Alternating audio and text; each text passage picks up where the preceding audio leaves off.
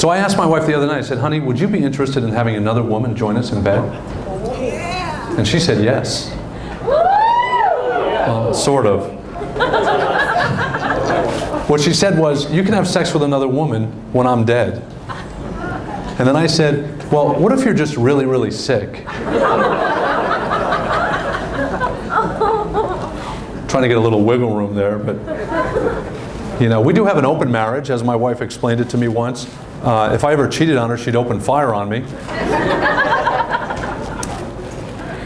So that's why she got upset with me when I asked about another woman, and you know, I did as I normally do. I said, honey, I'm just joking. I'm a comedian. And that's the beauty about being a comedian. You can, if you say something that upsets someone, you can always tell them that you're joking because you're a comedian. You can't really do that in any other profession. I mean, you certainly couldn't do that if you were a doctor. Could you imagine? Mrs. Anderson, I'm afraid the tumor was malignant. I'm just kidding, it was benign. That's a good one, right? Oh God, you should see her face. I always wanted to be a comedian, but my parents sent me to med school, so. I guess there is one other occupation you could get away with that if you said, look, I know what I told you, but you shouldn't have taken me seriously. After all, I'm a politician.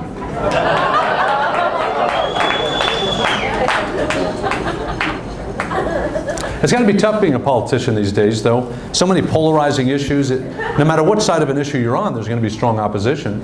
For instance, Republicans want us to close our borders. Democrats want us to open our borders. Members of the NRA want us to guard our front doors. Gays want us to open our back doors. So you can't win. And now everybody's got you know, a cell phone with a camera, and you got YouTube and Twitter, and you know, you got to be careful about what you say. You guys into all that stuff, all that technology, Facebook, all that stuff, yeah? Yeah, my wife is too. She likes to you know, keep in touch with friends and family on Facebook, but not me. I don't want to be bothered by somebody I met once at a party. So I started my own website. It's called Get Out of My Facebook.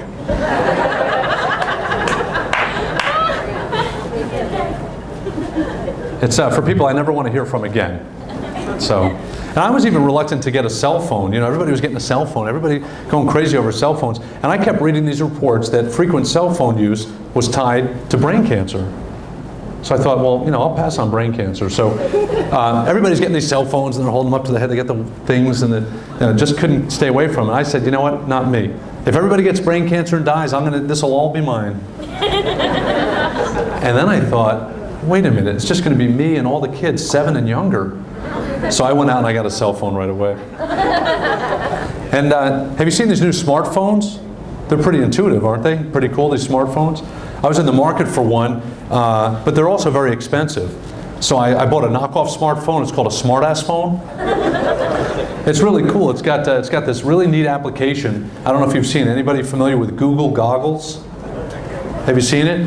This application will allow you to take a picture of something and it'll do an image search on the internet and it'll pull up information on it. So for instance, you could take a picture of a book that somebody's recommending and it'll tell you exactly where you can buy it. You could see a car in the parking lot, take a picture and it'll tell you what the model is and give you the specifications.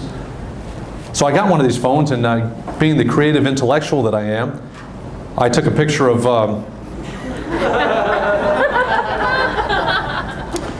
and the phone said, this picture requires the zoom feature. Smart ass phone. I'm telling you. So now my wife is always texting me now that I have this phone. She's always sending me text messages. You guys do a lot of sexting? You familiar with that? All right. Okay. Just you two guys to each other, or what's going on? Yeah. All right. Don't tell, don't touch. Okay. So all right. So you guys do a lot of sexting. If you're not familiar with what that is, sexting is the transmission of sexually explicit text messages between cell phones. Very popular. The other day I was driving home on the freeway, and my wife sent me this really sexy, erotic text message. And I'm reading it, and it's so hot, I end up driving onto the shoulder of the road, and I end up exiting before I wanted to.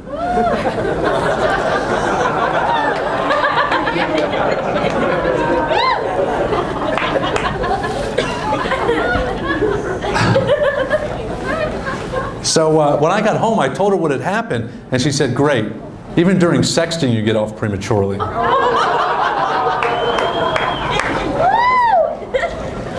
You know, I let my wife have her cracks at me. She does have a great sense of humor. You know, she's had to put up with a lot, you know, being married to a Marine and all the deployments. And, you know, I was in the service for 25 years. That's a long time for her to...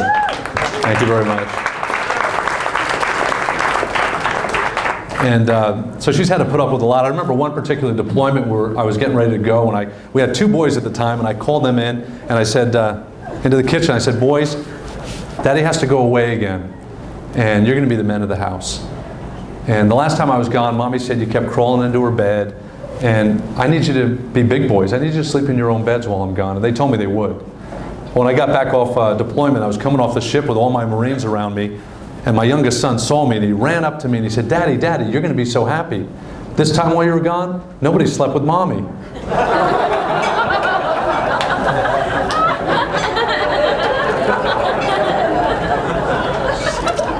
That was nice for once.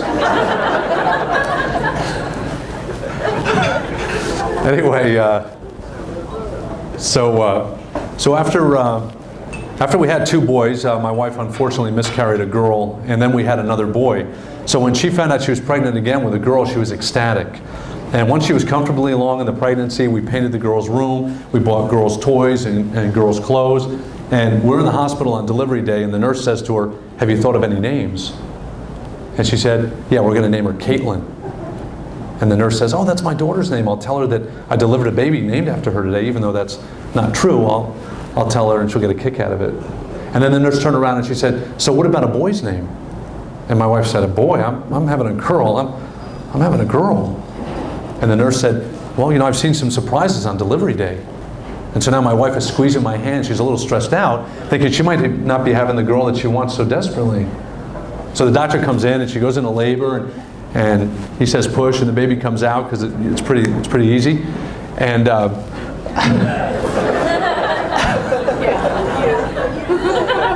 it was easy to make the baby.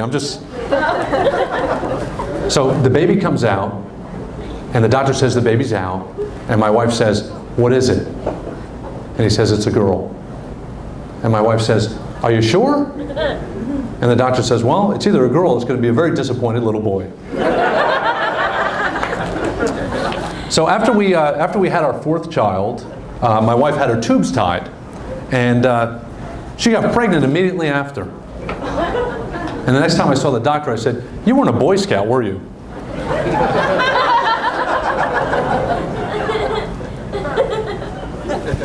So now we have 5 kids, and you know, with 5 kids, sometimes it's hard to remember their names. You know, I find myself saying, Michael, Justin, you, come here.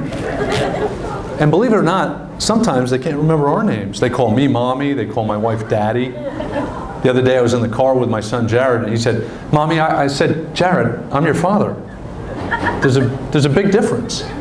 Daddy shaves his face, Mommy shaves her legs. And her face, just a little bit right around. That's the difference.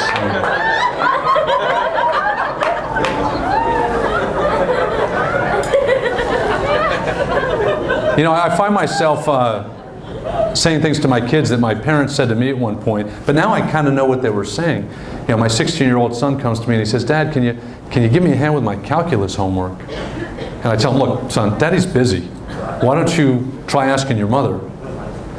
What I'm really saying is, crap, I don't remember calculus, and I doubt your mother does either. Good luck. I keep telling them to get a job, and I don't understand, you know, the lack of ambition. I mean, I couldn't wait to get a job when I was his age, to have my own money. I remember one of the first jobs I had was for a survey company. They would pay me $25 for an hour of my time just for me to give an opinion of a product. And they would call me and screen me, and I'd always answer in the affirmative so I could get the $25 and go down there and work for an hour. So they'd call me up and they'd say, do you like frozen pizza? I'd say, yeah, I love frozen pizza, of course. They'd call me up and say, do you like ice cream? I'd be like, oh, I love it. Who doesn't love ice cream? One time they called me and they said, do you like ox penis? I was like, that is my favorite, ox penis.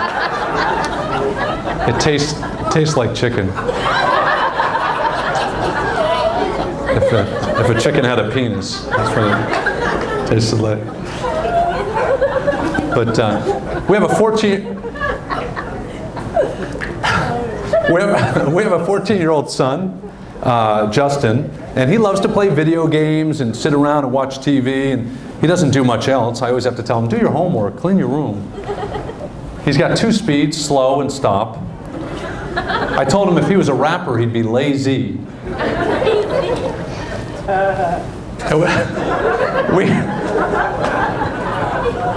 We have our 6-year-old daughter, Caitlin. She talks with a Jersey accent. She says things like water and dog. And the other night she said her brother pinched her. And he said, no, I didn't. She said, you're a liar. My wife said, Caitlin, you mean liar, not lawyer. I said, honey, don't confuse her. It's really the same thing. But little kids, you know, they say the funniest things, don't they? And they're very perceptive. My daughter Caitlin came up to me the other day and she said, Daddy, why is Grandpa in the hospital? And I said, well, honey, Grandpa has angina. And she said, that's impossible, he's a boy. And I said, honey, no, angina is when you don't get enough oxygen in your heart. And she said, oh, maybe he wouldn't have that problem if he wasn't screwing around on Grandma. Very perceptive. I went to her first grade fall festival recently. It was wonderful. This is a true story. Went to the fall festival and they sang a very, very beautiful song. And then they broke into an instrumental interlude. And some of the boys were playing air guitar and some of the kids were playing trumpet. And there was my daughter up front with a couple of her friends playing the trombone. Only she was playing it like this.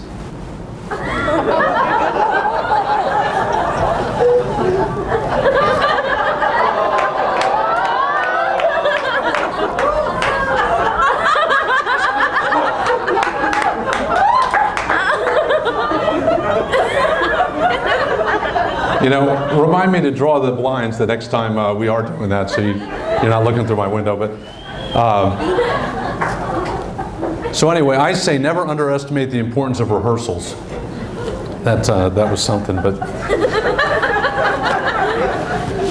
and our 4-year-old Madison, she has difficulty pronouncing the K sound, so she substitutes it with T. She calls her sister Caitlin, Taitlin, and she calls her brother Michael, Maitel.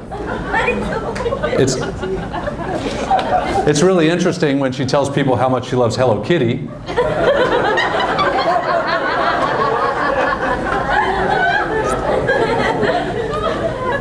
Every time she says that, it reminds me of Janet Jackson's performance at the Super Bowl.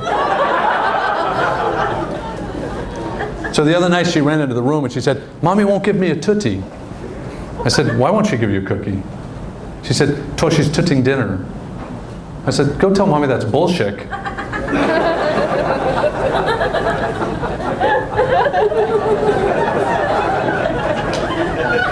Which she did. Now I don't like anybody to bother my wife when she's cooking because she's a fabulous cook. She really knows her way around a microwave. Yeah, you too? All right. But you know who was a great cook? My grandmother was a great cook. I remember being on deployment one time and I was telling a buddy of mine the thing I missed most about being home was my grandmother's cooking. And so I invited him back when we got back from deployment. I invited him over to eat dinner at my grandmother's. And I said, don't eat a thing. I want you to be starving. So he came over and he hadn't eaten anything and he was famished. And she was on the telephone, so we sat in the living room and we were just sitting there and he was so hungry he started eating peanuts out of a bowl on the coffee table. And when she finally came in, he said, listen, I'm sorry I ate almost all your peanuts, but they were really good. And she said, oh, don't worry about it. Ever since I lost my dentures, I've only been able to suck the chocolate off them.